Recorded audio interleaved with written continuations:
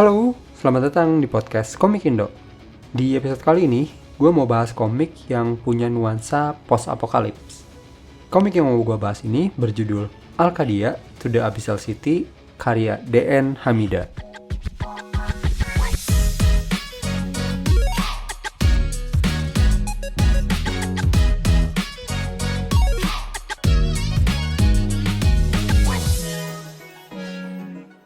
Komik Al-Qadia ini pertama kali terbit di acara Komik Para di bulan Desember 2024. Diterbitkan secara indie, tentu saja oleh Kak Dian Hamida.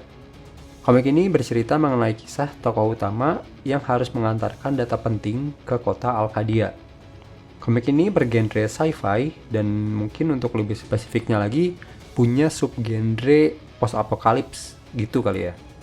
Terus untuk ratingnya sendiri, komik ini diperuntukkan bagi pembaca mature atau 17+. Jadi lu harus punya KTP dulu, baru boleh baca komik ini. Oke, mungkin biar runut, gue akan mulai pembahasannya dari universe-nya dulu kali ya. Untuk setting tempat komik ini tuh sebenarnya di bumi, tapi buminya itu disebut Converted Earth. Gue juga masih belum tahu converted itu maksudnya gimana, tapi yang pasti bukan bumi yang kita kenal sekarang ini. Dan tahunnya pun 245 AC. Gue nggak tahu apakah AC ini after converted atau yang lainnya, tapi sepertinya sih bukan after Christ atau Masehi gitu ya. Nah, di converted Earth ini, selain manusia, ada dua entitas besar lain yang noticeable lah. Si entitas ini punya beberapa sebutan untuk nama mereka, tapi biar mempermudah, gue ambil salah satu sebutannya aja ya. Jadi, dua entitas penting ini tuh, yang pertama adalah Devourer, dan yang kedua adalah Sentinel. Simpelnya, please take notes, ini simplifikasi gua. Sangat mungkin detailnya sedikit berbeda, tapi sederhananya, Devourer itu entitas yang merusak bumi gitu ya. Mereka melahap apapun di planet yang mereka singgahi. Dan Sentinel itu semacam alien yang berusaha mempertahankan dan merestorasi planet yang disinggahi Devourer. Gitulah. Semoga penjelasan gue tidak salah ya. Karena memang cukup banyak hal yang belum di-reveal di komik ini. Terus sci-fi di komik ini juga tidak hanya dari makhluk-makhluk tadi, tapi juga dari teknologi yang ada gitu. Di komik ini teknologinya udah advance banget. Manusia yang mati juga quote on quotes bisa direstorasi, dan penyembuhan luka juga udah pakai mesin semua gitu. Nggak ada dokter-dokteran. Atau setidaknya belum terlihat sampai 2 volume ini. Oke, lanjut ke karakter. Pemeran utama di komik ini tuh sebenarnya pria berumur 36 tahun, namanya Zeke. Dia dan adiknya Adriana bertugas mengantarkan data penting ke kota Al-Qadia. Selain para manusia ini juga ada Sentinel yang nemenin mereka, namanya Diarge.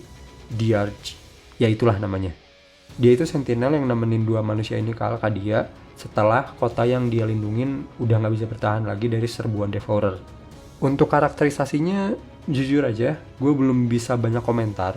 Soalnya gue masih belum bisa nangkap perwatakan manusia-manusia ini gitu. Di samping memang screen time mereka tidak terlalu mendominasi ya. Kayaknya malah lebih banyak screen time para Sentinel sih. Adegan aksinya juga cukup banyak, jadi masih belum terlalu kelihatan. Atau bisa jadi juga karena dipengaruhi dunia yang settingnya post-apokalips gitu ya. Jadinya perasaan orang-orang juga udah nggak terlalu muncul gitu. Intinya sih perwatakannya belum banyak ditampilin dalam 2 volume yang udah keluar inilah. Oke, lanjut ke cerita. Konflik di komik ini tuh selain datang dari Devourer yang melahap planet-planet itu, ada juga konflik yang datang dari sisi Sentinelnya. Walaupun masih belum begitu jelas motif-motif dari pihak yang terkait ini apa aja. Terus secara penceritaan, karena karakter juga masih belum bisa terlalu deep ya, gua rasa komik ini pakai tipikal cerita yang lebih ke plot driven. Soalnya beberapa chapter yang ditampilin juga sejauh yang gua baca sih kayaknya event based gitu. Tapi sangat mungkin untuk berubah juga. Karena untuk komik sci-fi sangat dimengerti, butuh cukup banyak halaman memberi gambaran gimana environment atau universe di komik ini bekerja gitu. Masih banyak juga rahasia yang belum dijelasin sejauh ini dan sangat mungkin untuk bisa dapat surprise di volume-volume mendatang. Jadi, menurut penilaian gue, komik ini tuh komik yang secara pribadi gue suka, tapi mungkin tidak untuk semua kalangan. Sepertinya gatekeeping paling utama di komik ini tuh ada di rating yang untuk 17+. Sebenarnya bukan karena ada adegan tidak senonoh, violence atau gimana-gimana, enggak sih. Cuma memang butuh sedikit mikir atau seenggaknya fokus lah untuk baca komik ini. Terus juga mungkin untuk yang suka komik dengan karakterisasi atau penokohan yang dalam gitu ya. So far untuk 2 volume ini belum berasa. Tapi katanya di volume 3 bakalan nyeritain tentang backstory. Mungkin kita akan dapat pendalaman karakter di volume berikutnya kali. Tapi buat lu yang suka komik sci-fi atau senang sama cerita yang world buildingnya kompleks, gue menyarankan lu untuk baca komik ini sih. Karena yang paling gue suka juga dari komik ini tuh konsep dari universe-nya itu sendiri. Walaupun memang belum dijelaskan detailnya banget kayak gimana, tapi kerasa konsep world-nya udah cukup firm gitu. Terus juga banyak banget yang apresiasi komik ini dari segi gambarnya yang bagus dan detail. Gue setuju akan hal itu. Apalagi kalau lu suka mecha atau gambar-gambar monster semi-mekanikal gitu ya, lu bakalan seneng lihat visual yang disajikan komik ini. Kalau lu penasaran dan pengen punya komiknya, nanti komik ini bakalan dijual di event Komik Para 6 tanggal 18-19 April 2026 di Jogja Expo Center di Artis Alley E02 dan E03. Katanya sih komik ini nggak akan lebih dari 5 volume, jadi kemungkinan 4 atau 5. Dan ada beberapa preview juga sih kalau lu mau cek-cek dulu. Nanti link-link terkaitnya bakalan gua taruh di deskripsi kayak biasa. Dan seperti biasa juga, abis ini gue bakalan ngomongin komik ini lebih lanjut, tapi bakalan include spoiler. Jadi kalau lu belum baca atau nggak mau kena spoiler, stop di sini aja nggak apa-apa. Tapi kalau lu udah baca atau nggak masalah sama spoiler, kita ngobrol lagi abis ini. Jangan lupa, dukung terus perkomikan Indonesia, bukan hanya karena nasionalitas, tapi juga karena kualitas. Sampai ketemu lagi di pembahasan berikutnya.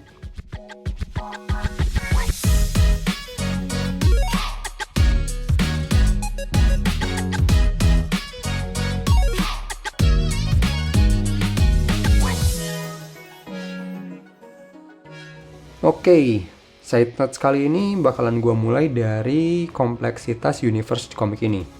Walaupun tadi gue bilang ini adalah hal yang gue suka, tapi ini juga jadi sesuatu yang bikin pembaca harus effort gitu. Soalnya jujur aja, gue baca Alkadia volume 1 itu berhari-hari. Iya, 54 halaman itu berhari-hari. Abisnya kan gue kalau lagi banyak kerjaan kadang baca komik itu disempet-sempetin gitu. Ya misal malam pas udah beres semua atau waktu-waktu istirahat gitu. Nah beberapa kali pas gue mulai baca komik ini tuh gak lama gue langsung kayak aduh nanti dulu deh gitu.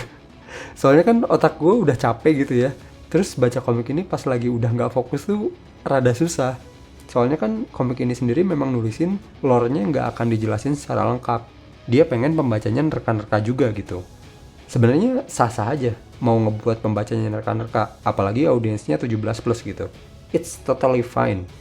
Tapi menurut gua, sekalipun pembacanya harus nerka-nerka, seenggaknya pembaca harus nangkap dulu urgensi dari karakter dan hal-hal yang terjadi gitu. Kayak misal, di komik ini kan karakter mati bisa direstorasi ya. Nah, karena kematian itu bukan sesuatu yang urgent lagi, harus di set yang bikin urgent jadinya apa gitu. Apakah kalau Zack dan Adriana mati mission failed, atau ya udah keep going aja, toh nanti dihidupin lagi di kota berikutnya. Terus juga urgensi karakter utama nyelesain misi, ini gue juga masih belum nangkap. Apakah dengan menyelesaikan misi ini dia pengen menghentikan Devourer aja, atau mau merestorasi bumi, atau dia punya perjanjian sama para Sentinel? Gue nggak tahu, karena opsinya sangat luas. Gue jadi nggak tahu mana yang penting, mana yang enggak gitu. Apakah bumi penting? Nggak tahu. Toh ceritanya banyak planet lain yang berpenghuni kan. Bisa aja bumi yang udah rusak, kita tinggalin buat hidup di planet lain atau di luar angkasa. Ya paling si Devourernya ini harus dihentikan dulu biar tempat tinggal baru kita nggak dirusak. Atau masih ada hope nih, bumi bisa direstorasi. Tempat kelahiran kita harus kita pertahankan. Bisa juga. Cuma kan nggak tahu nih, di era Converted Earth ini, yang penting dan tidak penting bagi mereka tuh apa gitu. Selain urgensi juga ada beberapa hal lain yang ngebuat gue lebih sulit untuk nerka-nerka kalau nggak fokus. Salah satunya adalah penggunaan istilah. Untuk satu entitas aja, penyebutannya tuh bisa banyak. Kayak Devourer, itu kan entitas yang melahap planet gitu kan. Terus makhluk hidup yang diinfeksi sama Devourer, sebutannya Corrupted Being. Terus kumpulan Corrupted Being yang nyerang kota disebut Horde. Ya padahal kan semuanya itu intinya Devourer juga gitu. Terus ada juga prinsipal. Kadang disebut Sentinel, kadang juga Akromata. Ya sebenarnya ada sih perbedaannya dikit-dikit dari tiap kosakata itu. Tapi kalau gua nggak fokus tuh, sangat mungkin gua pas baca tuh nyangka itu hal yang sama sekali berbeda gitu. Belum lagi persepsi gua tentang suatu istilah. Kayak misal proxy. Ini gue sebagai anak informatika gitu ya. Di kepala gua kan kayak proxy server IP gitu kan. Makanya tadinya gua kira si manusia disebut proxy tuh kayak semacam avatar. Kayak perantara atau pengganti gitu. Soalnya kalau mati bisa direstorasi juga kan. Ternyata setelah baca penjelasannya, proxy itu pangkat kayak di militer gitu. Terus juga selain istilah yang cukup banyak, nama-nama karakter, terutama Sentinel dan Kota pun tidak begitu familiar gitu. Sama-sama asing. Jadi kadang pas nyebut sesuatu tuh, gue nggak ngeh. Ini ngomongin orang, kota, jabatan, atau apa gitu. Nah, dengan banyaknya istilah dan sebutan asing kayak gini, menurut gue, jadinya muncul satu hal lagi yang menjadi penting di komik ini, yaitu penggunaan kalimat efektif. Soalnya kalau ada meleset dikit aja, yang baca bisa tambah bingung. Kayak di buku 2 chapter 4. Ada kata-kata gini, corrupted human yang masih dapat mempertahankan kesadarannya dan memberikan informasi yang begitu berharga. Menurut lu janggal nggak? Nih gua ulangin. Corrupted human yang masih dapat mempertahankan kesadarannya dan memberikan informasi yang begitu berharga. Gua berkali-kali baca itu masih rada bingung. Apakah dia lagi ngomongin manusia?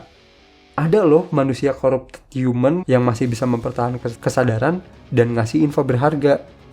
Atau dia lagi ngasih tahu kalau corrupted human yang masih mempertahankan kesadaran itu adalah sesuatu yang penting karena bisa ngasih info berharga. Gue nggak tahu, soalnya dari struktur kata kalimat ini tuh nggak utuh.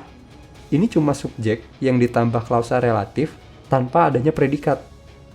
Strukturnya tuh mirip kayak gini. Sinta yang merupakan siswa terpintar dan menjadi lulusan terbaik. Udah, kata-katanya berhenti di situ. Kan janggal ya. Antara belum selesai, typo atau apa, gue nggak tahu. Makanya karena diksi yang dipakai cukup berat gitu ya, ada kepleset dikit aja di satu kalimat tuh bikin nambah bingung gitu. Terus selain itu juga gue mau ngomentarin soal jumlah karakter yang diperkenalkan di komik ini. Menurut gue sih, karakternya kebanyakan. Volume 1 aja ada 2 manusia dan 3 sentinel. Terus di volume 2 ada 1 manusia lagi dan 2 sentinel, plus ada mention Maetron yang entah itu siapa. Menurut gua, untuk 54 halaman, 4-5 karakter itu kebanyakan sih. Ruang untuk developmentnya tuh nggak cukup. Jangankan development, bahkan mungkin introduksinya aja bisa jadi kurang gitu. Tapi ya, walaupun begitu, tetap sih komik ini menurut gua menarik. Nggak banyak yang cukup confident untuk ngebuat komik sci-fi dengan world building yang kompleks kayak gini. Dari beberapa review dan komentar teman-teman gue juga yang baca komik ini pada suka, terlebih dari gambarnya sih.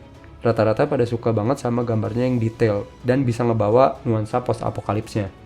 Walaupun ada juga beberapa komentar yang ngerasa penggambaran karakternya rada kurang kalau dibanding Sentinel atau Devourernya gitu.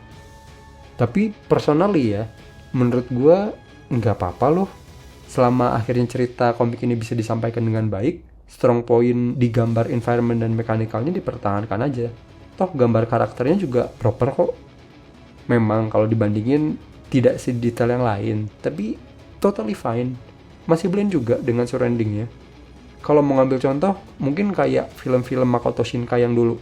Kalau lu lihat 5 cm per second atau Garden of Words, itu kan visual karakternya jomplang ya, kalau dibanding backgroundnya. Jomplang banget malah kalau menurut gua. Kalau Arcadia kan kurang detail aja kan. Tapi kalau film-film itu mah memang jomplang beneran. Tapi audiensnya nggak masalah dengan hal itu. Mereka tetap kagum dengan background indah yang disediakan dan menikmati ceritanya tanpa banyak yang kritik visual karakternya kan. Jadi ya kata gue mah strong point-nya tetap dipertahanin aja. As long as bisa dideliver dengan baik, karakter yang kurang detail doesn't matter sih. Jadi nggak sabar nungguin volume berikutnya. Semoga cepat keluar, katanya sih di tahun ini.